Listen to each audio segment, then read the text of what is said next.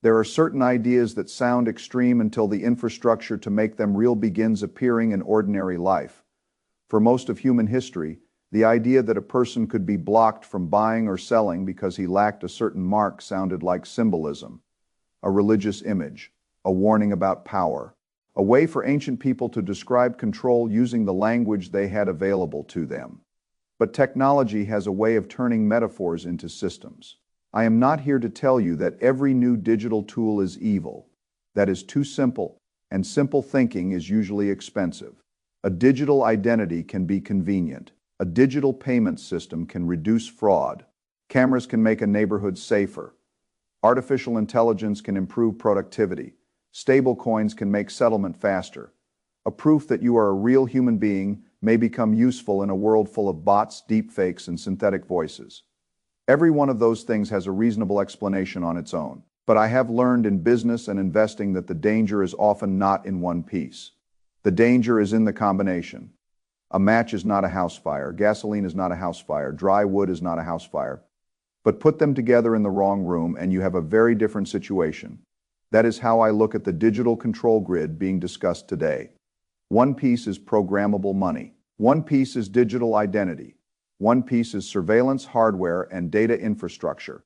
Each piece can be defended as efficient, modern, necessary, or safe. But when you connect all three, the result is a system of control that did not exist in earlier human history. That is what makes this worth understanding, not panicking over. Understanding, the first pillar is programmable money. Right now, when most people think about money in the bank, they think about a neutral dollar. It is just a number in an account. You can spend it on groceries, a plane ticket, rent, a donation, meat, gasoline, a stock, a bond, or a gift to a child. The dollar itself does not judge you. The bank may watch large transfers. The government may impose taxes or sanctions. But the money itself does not carry instructions. Programmable money is different. A programmable dollar can come with conditions. It can be designed to work only in certain places, for certain categories, during certain times, with certain people, or under certain compliance rules. It could expire, it could be blocked. It could be routed, it could be limited, it could be connected to identity and behavior. Now, I am not saying every frightening example arrives tomorrow. I am saying the technology creates the possibility. And in finance, possibility matters because institutions eventually learn to use the tools that power gives them. Stablecoins are part of this conversation. They are often presented as innovation, and in many ways they are. A digital dollar moving on a blockchain can settle quickly. It can help global payments. It can give people in unstable countries access to dollar-like assets. It can be convenient for commerce and financial markets. But a digital dollar is also easier to track, structure, and integrate with identity systems than cash in your hand. That is the trade. You gain speed. You may lose privacy. You gain convenience. You may lose neutrality. The source points to the legal framework being built around stable coins and digital dollars. Once private issuers, banks, regulators, and treasury systems are connected, the money can become part of a larger compliance pipe, know your customer rules. Anti-money laundering rules, sanctions enforcement, transaction monitoring. These already exist in modern finance, but programmable digital money can make them more direct, more automatic, and potentially more personal. That is where the risk lives. A normal law requires process. A programmable financial system can enforce rules at the transaction level. If the system says no, the payment simply does not work. You may not need a policeman standing in front of you. You may not need a court order in the old sense. You may discover control because the transaction fails. That is a different kind of power. It is quieter. It feels technical. And because it feels technical, many people will not recognize it as political. The second financial reason behind stablecoins is debt. The United States government carries enormous debt and continues to borrow heavily. Foreign countries that once absorbed large amounts of U.S. debt may not be as eager as before. The traditional wholesale market for treasuries can become strained when deficits grow, trust weakens, or geopolitical pressure rises. Stablecoins can create a new channel of demand. If hundreds of millions of people around the world hold digital dollars on phones, and those digital dollars are backed by treasury bills or similar dollar assets, then global retail users become indirect buyers of U.S. government debt. That supports demand for treasuries. It extends dollar dominance into digital form. It exports the dollar system into every pocket that holds the token. That is an elegant solution for a government that needs buyers. It is also a powerful surveillance opportunity. Every transaction visible, every wallet traceable, every issuer connected to compliance, every dollar, in theory, programmable.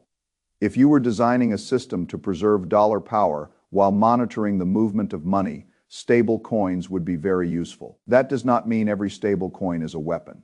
It means the structure deserves respect. The next layer is tokenization. Large asset managers have already spoken openly about a future where every stock, bond, fund, and asset can be represented as a token on a ledger. That world may become more efficient. Settlement could be faster. Ownership could be clearer. Fractional access could increase. Markets could operate differently. But tokenization also brings everything into a unified digital record. Every stock, every bond, every investor, every transaction. If all financial assets sit on ledgers that can be monitored, permissioned, and connected to identity, then the market itself changes. You are no longer merely buying and selling through a broker. You are operating inside a financial operating system. And whoever writes the rules of that operating system has enormous power. That is the first pillar. Money, the second pillar, is identity. Programmable money needs to know who is using it. If money has rules, the system must identify the person to whom the rules apply. Is this a citizen or foreigner, adult or minor, approved or restricted, compliant or non-compliant, human or bot, real person or deepfake, sanctioned or unsanctioned, inside a permitted zone or outside it? Digital identity solves that problem. Again, the need sounds reasonable at first. The internet is filling with artificial intelligence, fake accounts, bots, deep fake voices, synthetic faces, automated scams, fraudulent contracts, fake romantic profiles, fake customer service agents, fake support messages, fake everything. In a world like that, proof of being human becomes valuable.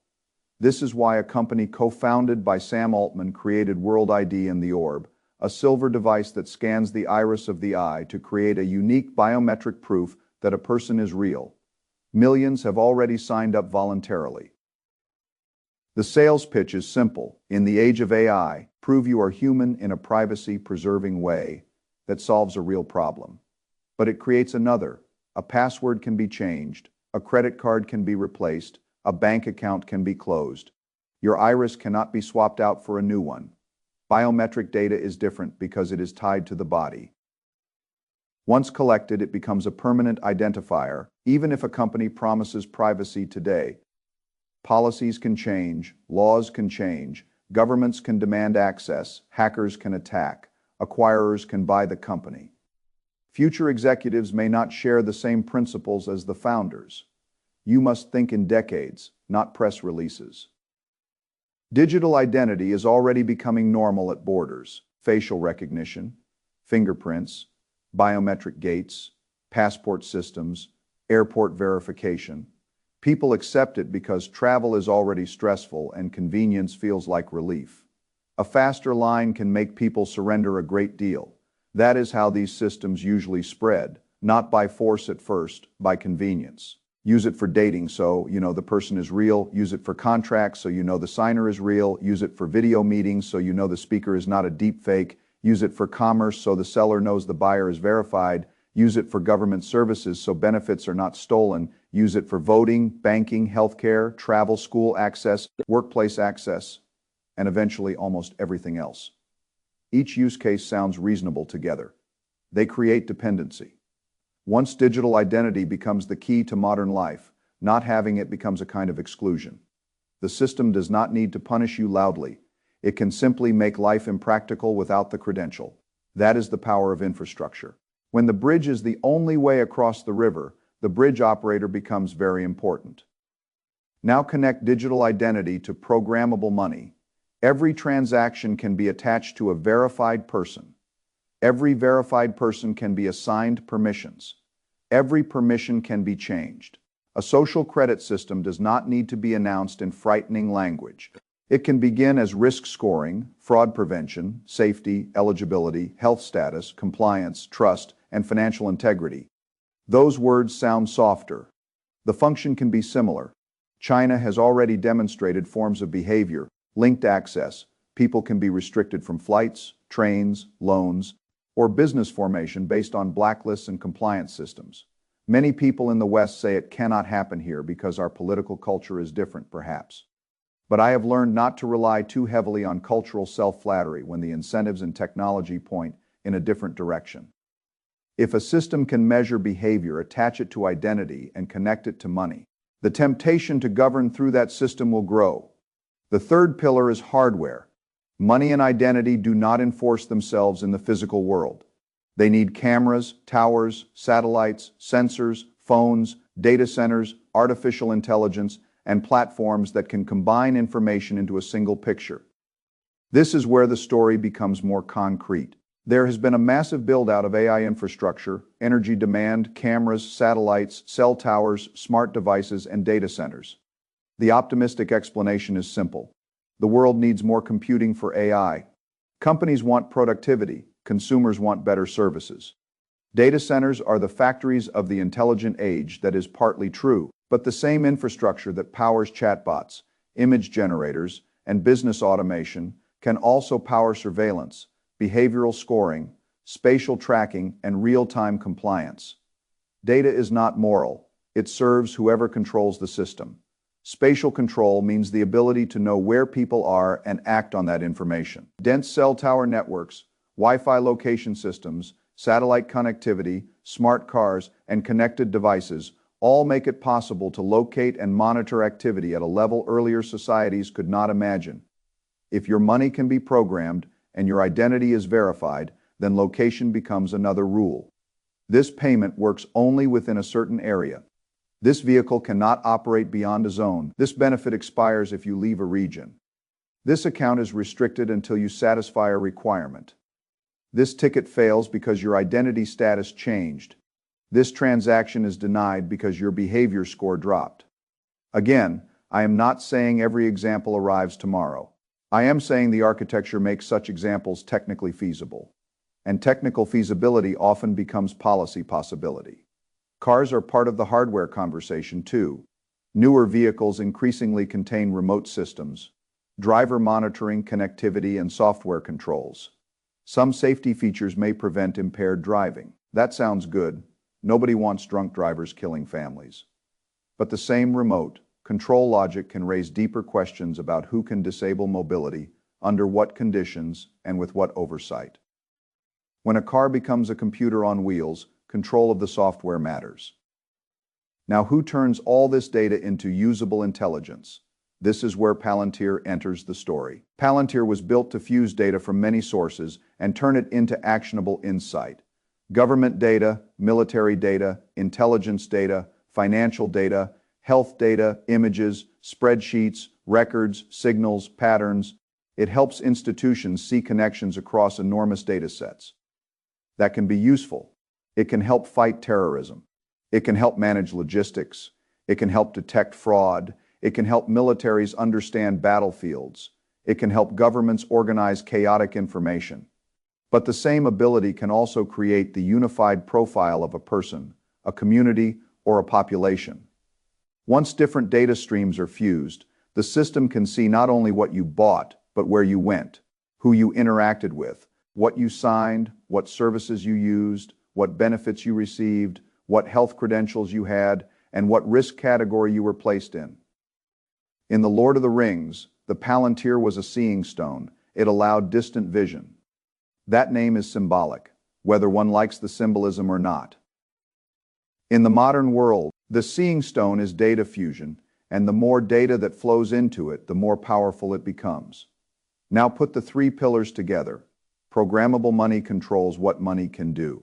Digital identity knows who you are. Surveillance hardware and data systems know where you are and what you are doing. Once those three are connected, a society can be influenced without traditional force. Laws may still exist. Courts may still exist. Police may still exist, but many behaviors can be shaped simply by access.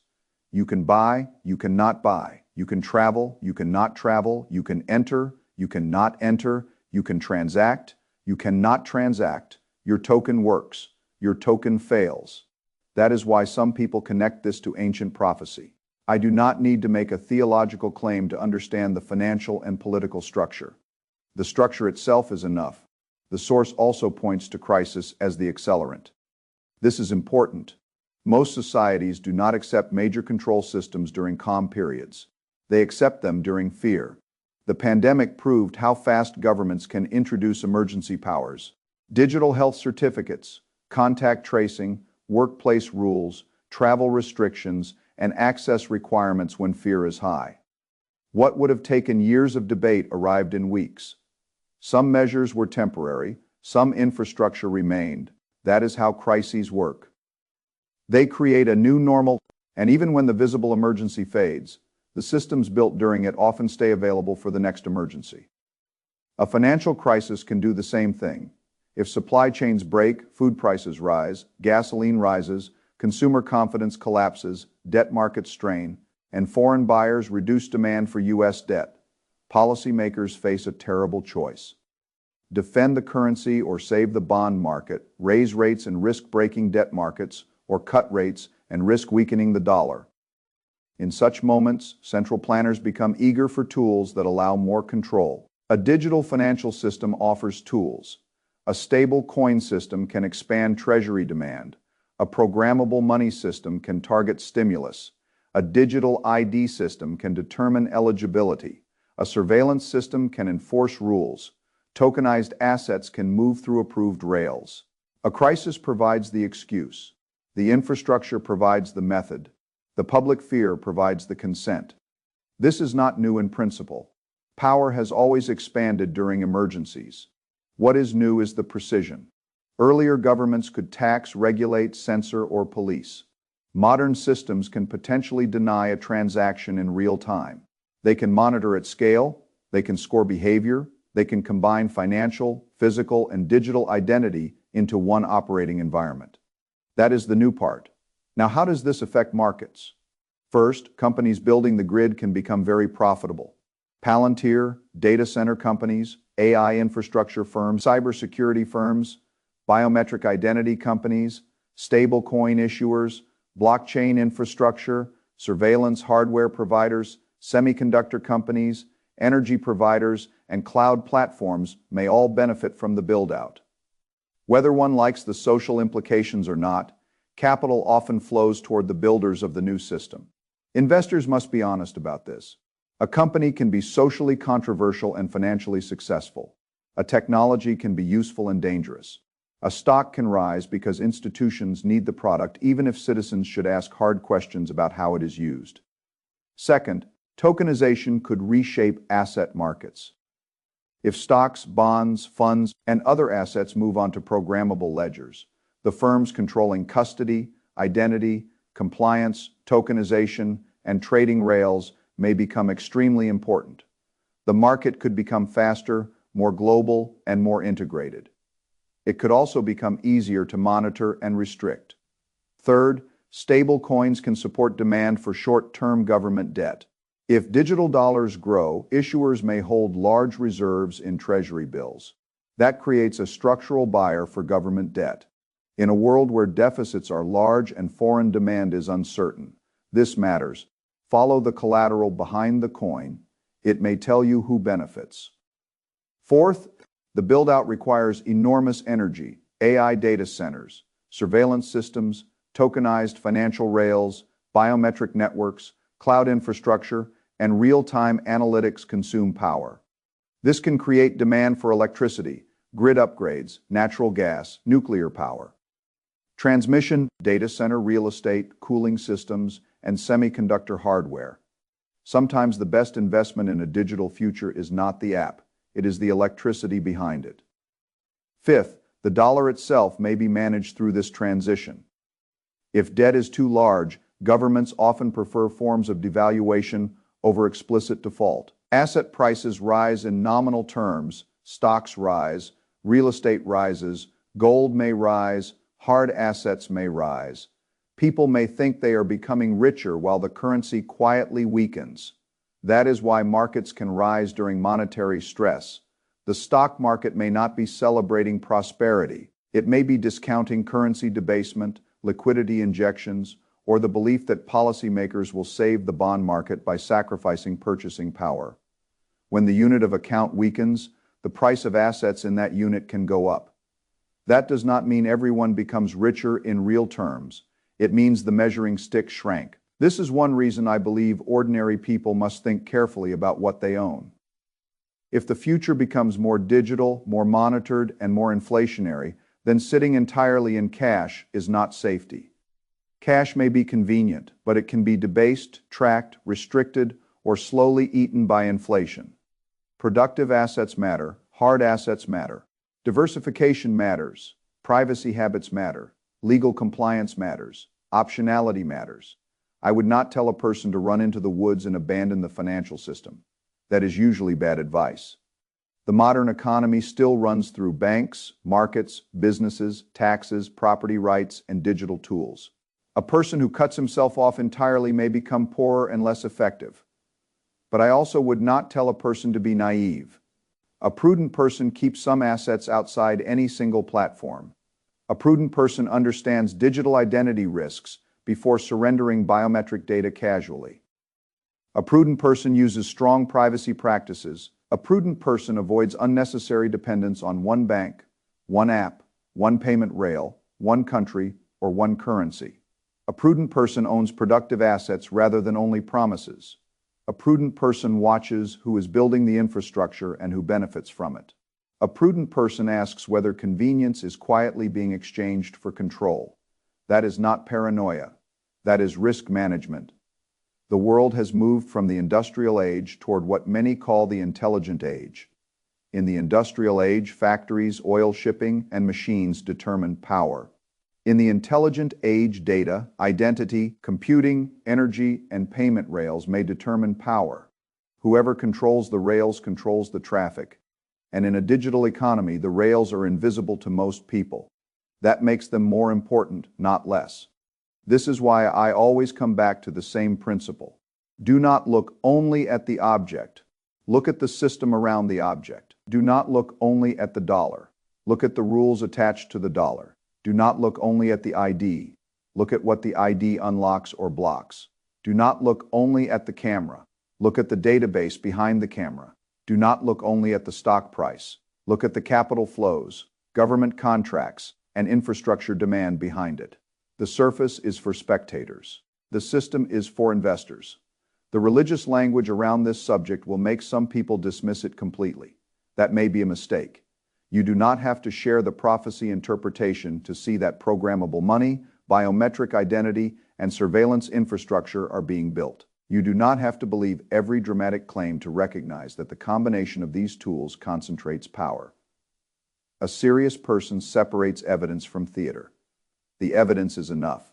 Digital payments are expanding. Stablecoin laws are being built. Biometric identity systems are spreading. AI infrastructure is exploding. Data fusion platforms are gaining government and corporate importance. Tokenization is being discussed by the largest asset managers. Debt pressures are rising. The dollar system is being defended in new forms. Crisis remains the historical pathway for rapid adoption.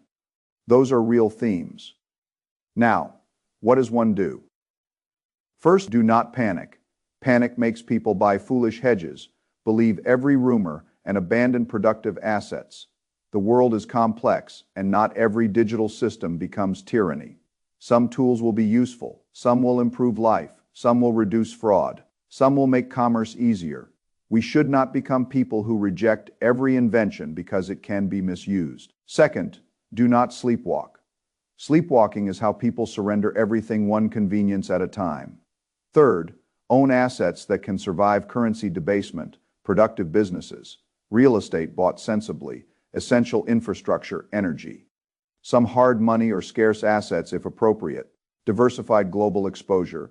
The exact mix depends on the person, but the principle is to avoid having your entire future depend on a weakening unit of account. Fourth, Understand the companies building the infrastructure, not because you must buy them all, but because they reveal where the world is going. Palantir, cloud platforms, data centers, semiconductor firms, energy infrastructure, stablecoin issuers, cybersecurity providers, identity systems, and tokenization rails all sit near the center of the transition. Fifth, preserve optionality, multiple bank relationships, reasonable cash, some assets not dependent on one platform, good records, legal compliance, geographic awareness, skills that remain useful, relationships with real people, a life not entirely trapped inside one digital gate. Sixth, be careful with biometric identity. Once given, it is not easily taken back. Read the policies, understand the trade. Do not confuse convenience with harmlessness. Watch the debt market. If the bond market becomes unstable, many of these systems may accelerate because governments will seek new buyers, new rails, and new ways to manage financial stress. This is the investment link many people miss. The digital control grid is not only about technology, it is also about debt. A government that owes too much needs control over funding, currency, payments, and behavior. The more fragile the debt system becomes, the more attractive digital control tools become to central planners. That is why money sits at the foundation. Control the money, and you influence behavior, control identity, and you know whom to influence, control hardware, and you can enforce it in the physical world. That is the three-part machine. I do not know whether ancient prophecy is unfolding. I do not pretend to know the mind of God or the exact future of human society. But I do know incentives. I know power. I know money. I know that systems built for convenience can be used for control. I know that crises expand authority. I know that debt forces governments to improvise. I know that the people who own the rails of a new age often become very wealthy. That is enough to pay attention. If all of this turns out to be only a loose collection of unrelated technologies, then the prudent person still loses little by understanding them. If they are connected, then understanding them early matters a great deal. Either way, ignorance is not a strategy. The intelligent age will not ask whether you are ready before it changes the rules. It will simply arrive through apps, payment systems, identity credentials, cars, cameras, workplace tools, travel requirements, digital assets, and financial rails. It will arrive as convenience. It will arrive as safety. It will arrive as innovation. It will arrive as crisis response. And by the time everyone calls it obvious, the architecture may already be in place. That is why I would rather study it now. Not to be afraid, to stay free enough, diversified enough, and informed enough that I am not surprised when money, identity, and data become the same system.